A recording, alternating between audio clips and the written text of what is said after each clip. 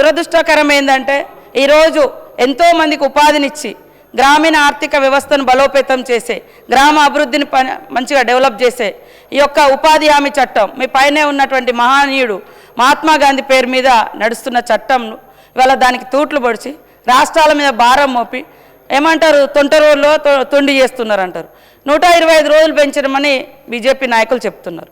కానీ 125 రోజులలో వాళ్ళ భారము 70కే అయింది అధ్యక్ష. 100 రోజులు గతంలో కేంద్ర ప్రభుత్వం భరిస్తే ఇప్పుడు కేవలం 70 రోజులకే వాళ్ళు పని కల్పిస్తున్నారు. ఇప్పటి వరకు కూడా మనం చూస్తే ప్రతి పని ఇవాళ గత ప్రభుత్వంలో కూడా అయిన పనులు కానీ ఇప్పుడు మేము చేపట్టినాయి కానీ చాలా వరకు మరి మనకు ఎన్ఆర్జీఎస్ నిధుల నుంచే చేసుకోవడం జరిగింది అధ్యక్ష. ఇంకా చేసుకోవాలి. కానీ ఇప్పుడు తీసుకొచ్చినటువంటి ఈ నిబంధన, ఈ రూల్స్ ఏవైతే ఉన్నాయో మరి 60-40 అనేది ఆ రేషియో మూలంగా దాదాపుగా 1500 కోట్ల రూపాయలు రాష్ట్రం మీద భారం పడుతుంది అధ్యక్ష. ఇప్పటికైనా మా బీజేపీ అష్టదిగ్బంధ పాలకులు ఇక్కడ అక్కడ కేంద్రంలో ఇక్కడ అసెంబ్లీలో ఉన్నారు. దిగ్గజాలు అయితే ఖచ్చితంగా ఆ బిల్లును మార్పిచ్చి ఆ మహనీయుడి పేరు ఉంచి 90% అయిన కనీసం మరి మీరు భరించే రకంగా మాకు ఈ యొక్క మిషన్ మన ఉపాధి హామీలో మార్పులకు శ్రీకారం చుట్టాలని ఈ సందర్భంగా కోరుతా ఉన్నాను అధ్యక్ష.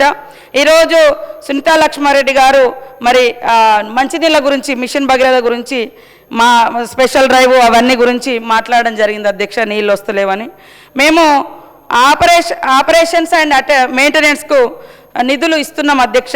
ఇప్పటికీ 450 కోట్ల రూపాయలు ఖర్చు చేయడం జరిగింది అధ్యక్ష. ఎందుకంటే మేము వచ్చినప్పుడు 2023లో వాస్తవానికి చాలా డ్రై ఏరియా ఉండే అధ్యక్ష. మొత్తము ఎక్కడికక్కడ నీటి సోర్స్ ఉన్నటువంటి మనం మిషన్ భగీరథ నీళ్ళు వచ్చే ప్రాంతాలు కూడా డ్రై అవుతుంటే వాస్తవంగా నేను చాలా టెన్షన్ పడ్డా అధ్యక్ష.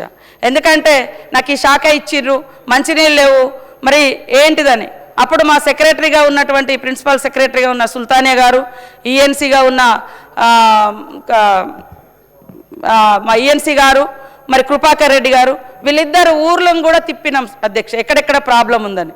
ఆ ప్రాబ్లం రాకుండా ఉండడం కోసం మేము స్పెషల్ డ్రైవ్లు కూడా పెట్టి మరి ఆ రోజు అత్యధికంగా కూడా నిధులు దాదాపుగా 250 కోట్లకు పైగా నిధులు కూడా ఇవ్వడం జరిగింది అధ్యక్ష. బోర్లు వేయించినాం, లోకల్గా ఉండే సోర్స్ వాడుకున్నాం. ఎక్కడైనా ఈ పైప్ లైన్ కనెక్టివిటీ బ్రీచ్ అయి ఉంటే, బ్రేక్ అయి ఉంటే వాటికి కూడా నిధులు ఇవ్వడం జరిగింది.